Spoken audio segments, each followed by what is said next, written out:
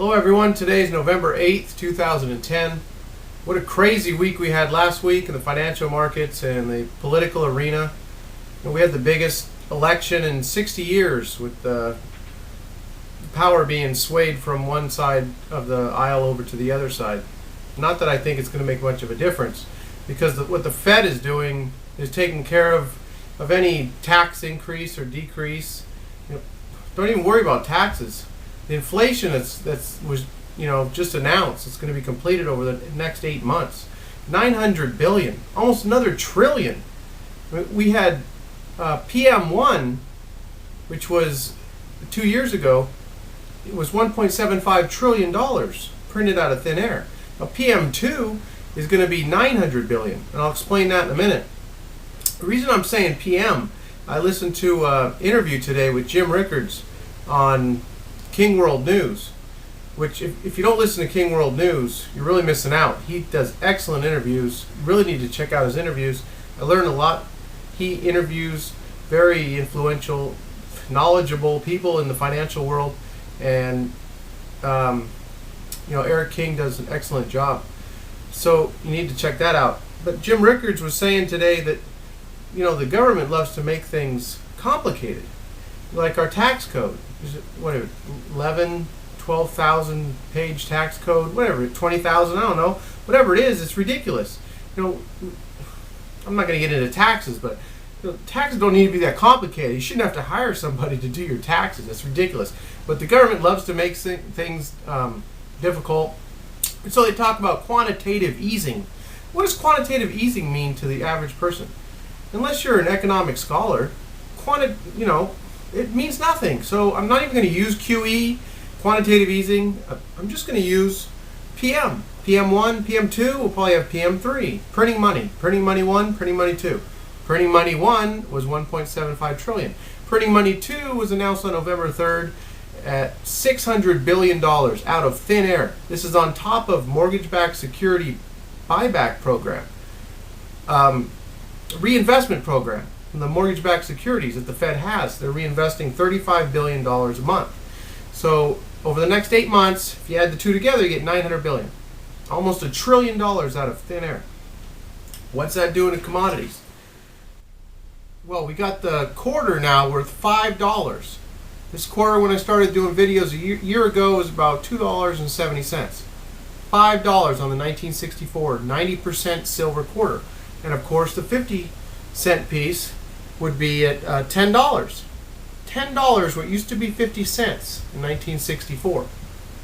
Here's a $5 quarter and $10 half dollar. For those people who haven't taken a position yet in silver, the best thing to do now is just to take a small position. I took a position, I started taking a position at $11. Silver's now at $27.70. I bought a lot in the teens, and it's looking a little expensive for me. Now I'm going to wait for a pullback, but I don't know if someone who doesn't have a position can wait for a pullback. I've heard these other analysts say, and I agree with them, just take a small position. You take a small position, say at 27, and then it corrects. If it corrects down to 21, you buy some more. And then you're averaged in, around $24. And then, maybe go up, go back down again, get a little more, 22. You just keep averaging down. But the problem isn't that it's going to keep dropping. It should continue on up. You can't just keep printing money out of thin air and expect real money for thousands of years not to adjust. That's why silver's being pushed up, and gold at $1,400. I wanted to mention, I was listening to Peter Schiff's radio show. He has a new radio show, and he was talking about Ben Bernanke being a quarterback for a high school football team, and this PM2, the printing money 2, is like throwing a Hail Mary into the end zone. The problem is there's nobody there to catch the ball.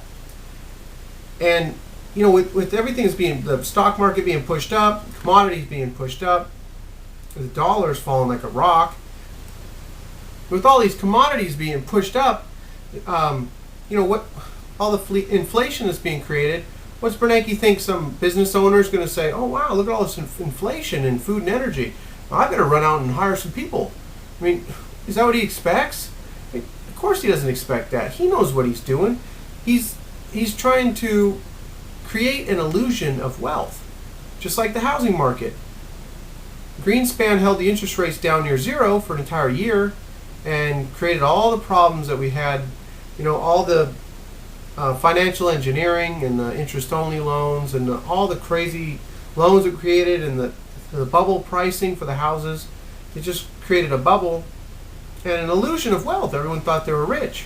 Well, make no mistake, this current illusion of wealth, by printing almost another $1 trillion, is going to disappear just as quick as the housing market wealth did. Now, putting inflation to the average person is like trying to boil a frog. If you put the frog into boiling water, he's going to jump out. Just like if you throw a huge tax increase on the people, they're going to revolt.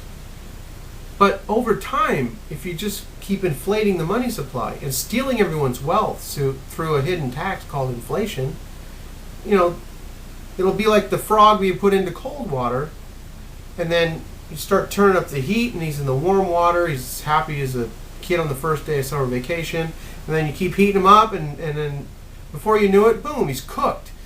Just like, boom, your wealth's been stolen because it's been printing so much money.